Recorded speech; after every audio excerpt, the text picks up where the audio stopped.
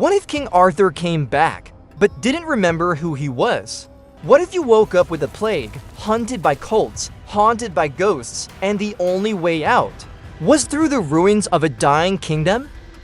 Tainted Grail, The Fall of Avalon isn't just another RPG. It's a dark, broken world that dares you to survive, not save.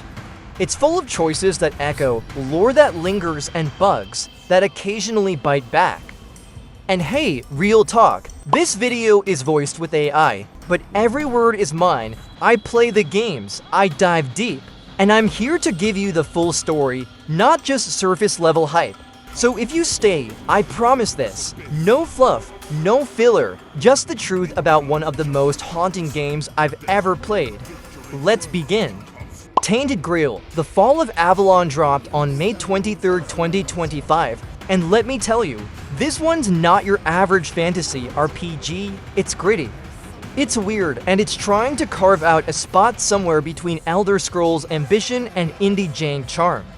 So naturally, I dove in headfirst and played it to absolute 100% completion. Yup, every ending, every quest, every weird dungeon and plague-infested cave. And after all that, I've got a lot to say. This isn't your typical hero's journey. You're not here to save the world with a smile. You're clawing your way through rot, betrayal, and questionable medieval plumbing.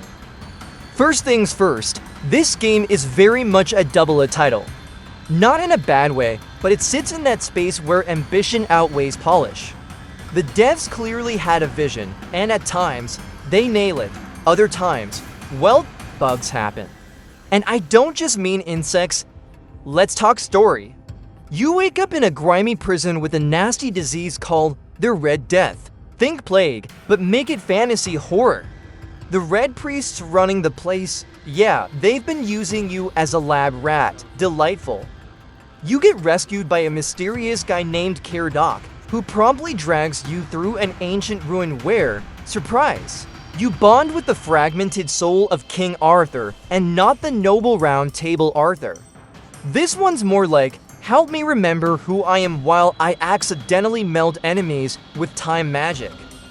Arthur, or what's left of him, doesn't remember much. He's been shattered, scattered across Avalon, locked inside relics. Your job is to retrieve those relics and help him piece himself back together. But it's not just a fetch quest. Each region presents a major conflict, and your actions ripple through the narrative. From there, your job is to find the rest of Arthur's soul pieces scattered across Avalon's 3 main regions.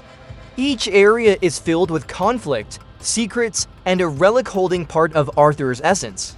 Whether you walk the peaceful path or go full murder hobo is totally up to you. The island of Avalon itself is split into 3 primary regions: Horns of the South, Quonict, and Forlorn Swords. Each zone has its own culture, factions, and threats. Horns of the South is your starting ground, grim, grounded, but dense with lore and secrets. The early game in Horns of the South sets the tone. You're not a chosen one, you're barely surviving.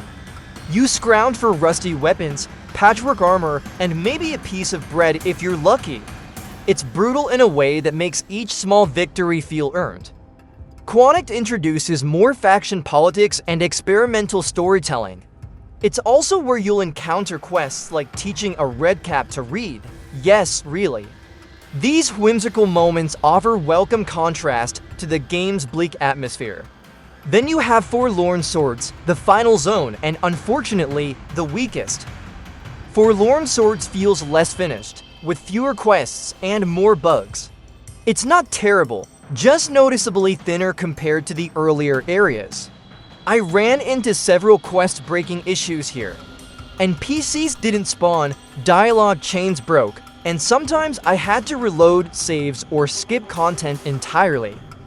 Still, there are highlights. A few side quests in Forlorn Swords deliver intriguing payoffs, including a hidden ruin that connects back to Arthur's original conquest of the island. The lore here hints at betrayals and forgotten battles, things that shaped Avalon long before your arrival. But when the game's firing on all cylinders, exploration feels incredible. Unmarked caves, ancient ruins, whispering stones, everything feels handcrafted. You'll stumble into tombs filled with environmental storytelling, or uncover a side plot that ties into Arthurian legend in unexpected ways. Even settlements are layered with subtle lore.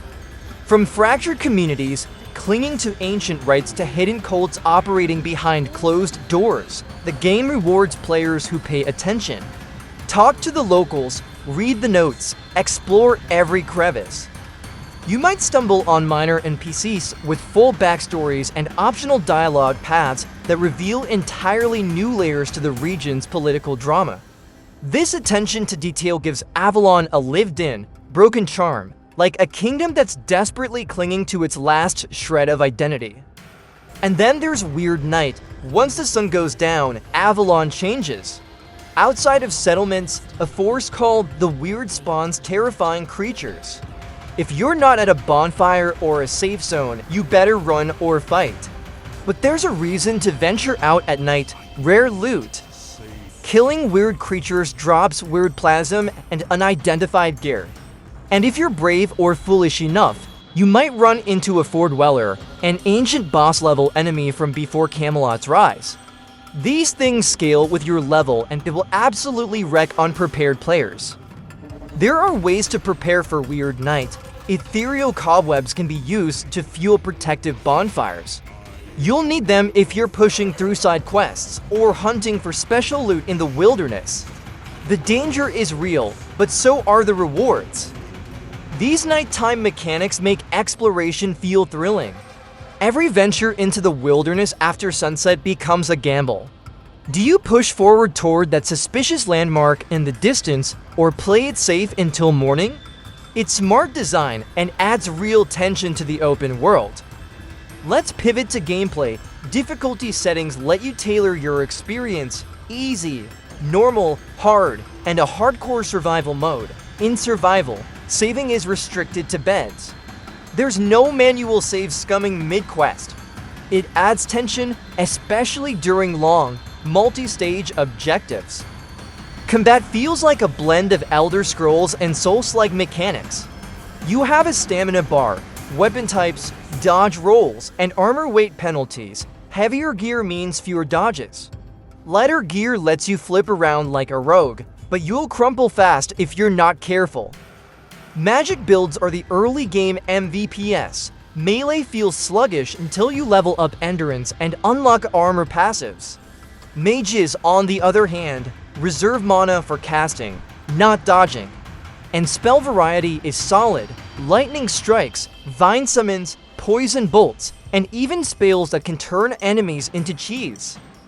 Combat has a nice rhythm once it clicks. Light and heavy attacks vary per weapon. Shields can block, but stamina is your real defense. Bosses often force you to use terrain and dodging intelligently. No button mashing here, positioning matters. Summons work differently than most RPGs. Instead of costing mana once, they reserve part of your mana bar while active. This encourages smart resource management. You can command them with light cast, or hold for heavy versions. Some are tanky distractions, others deliver raw damage. Let's talk progression. You gain XP through quests, kills, and skill usage. Leveling up grants attribute and skill points. Attributes affect your raw stats: strength, endurance, spirituality, etc. These in turn unlock or enhance abilities within their respective skill trees. Skill trees are chunky, each attribute has its own tree.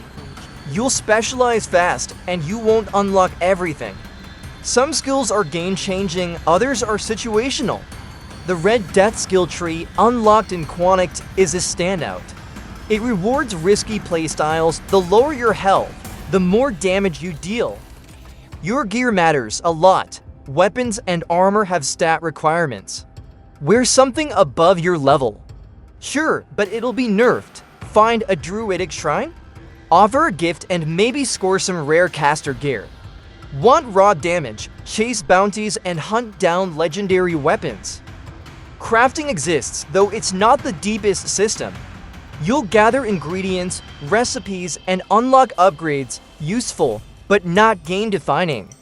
Still, combined with the loot variety and set bonuses, it adds flavor to character builds. And let's not forget King Arthur's relic power. As you collect more soul fragments, his slow time ability evolves. Later in the game, you can freeze enemies, reposition, and strike with devastating results. Think Skyrim's slow time shout, but beefed up. You also encounter multiple factions throughout your journey. The Keepers are order-obsessed protectors. The Stone Wardens worship the forge and offer deep knowledge about crafting. The Alchemist Guild deals in mysterious concoctions and experimental elixirs. But the standout, Children of Morgan, their questline is morally gray, layered, and filled with twists.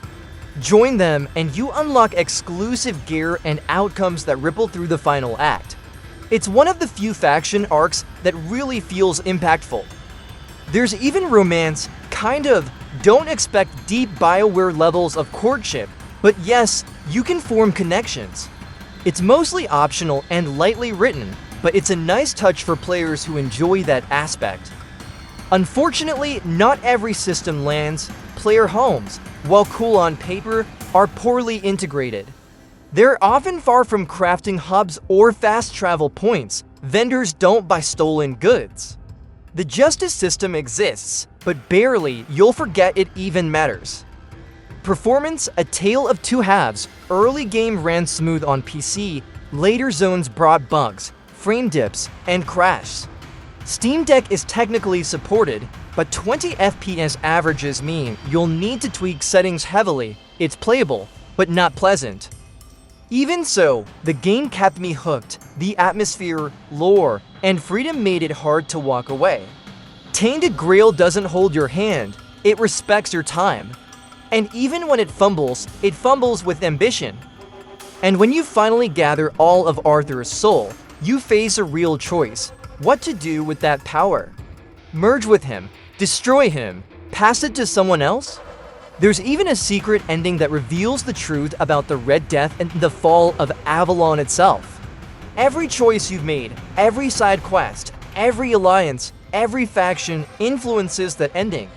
Even your decisions in seemingly minor quests can echo back in the final moments. The more you dig, the more you uncover.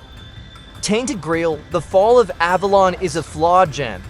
It's a bold take on Arthurian myth wrapped in survival RPG mechanics. It's not perfect, and it doesn't pretend to be. But if you can embrace the jank, there's a rich, haunting world waiting to be explored. For $45, this is a worthy journey. One that challenges you not just with combat, but with choices, one that respects curiosity. So light that bonfire, step into the weird, and see if you can carve out a legend of your own. And honestly, I'd do it all again, bugs and all. But let's zoom out for a moment. What makes Tainted Grail resonate isn't just its systems or its Arthurian setting. It's how those elements collide to form a dark reflection of familiar fantasy tropes. It doesn't glorify destiny or heroism, it digs into failure, decay, and survival. You're not trying to become a legend, you're just trying to endure long enough to matter. And that's where the Red Death shines as more than a simple narrative device. It's not just a plague, it's a symbol. A creeping rot in the bones of Avalon, everyone you meet has lost something. Everyone's trying to hold onto something: power, hope, memories. This creates a palpable melancholy that hangs over every conversation, every ruined castle, every cracked statue whispering secrets in the dark. Tainted Grail invites you to engage at your own pace. Want to follow the main story? Go ahead. Want to wander off and discover a hidden shrine behind a waterfall, or stumble into a tomb haunted by a knight's broken oath? That's rewarded too. You're not funneled. You're encouraged to get lost. The storytelling is more emergent than expository. Yes, there are cutscenes and big lore drops, but much of the narrative lives in the world itself. Scribbled notes, blood-stained altars. Choices that seem minor until they're not. It builds an atmosphere of suspense that stays with you long after you log off. Even your relationship with Arthur is more complicated than it seems. Is he a noble king trying to restore Avalon, or a ghost clinging to a past that's better left buried? You start to wonder whether helping him is redemption, or resurrection of old mistakes. That ambiguity makes your decisions feel weighty. And the ending variations are a reflection of that complexity. Whether you choose to rule, destroy, or give the soul to another, you're forced to reckon with what kind of world you've helped shape. Did your choices bring stability or deeper chaos? Did your alliances pave the way for healing or doom? It's rare for an RPG to thread this needle, to blend choice-driven consequences with genuine philosophical weight. But Tainted Grail does it, not always cleanly, but with courage. It trusts the player. And that trust makes its best moments feel earned, not handed out. So is it worth playing? If you can forgive some rough edges, absolutely. For fans of grimdark storytelling, open-ended builds, and rich lore, this is a must-play. For those who want a more curated, polished experience, maybe wait for a few more patches. But me, I loved it, and I'll remember this game. Not just for the big decisions, but for the quiet moments, the misty forests, the lonely violins in the soundtrack, the feeling that something ancient is watching. That's Tainted Grail. It doesn't want to be perfect. It wants to be unforgettable, and it is.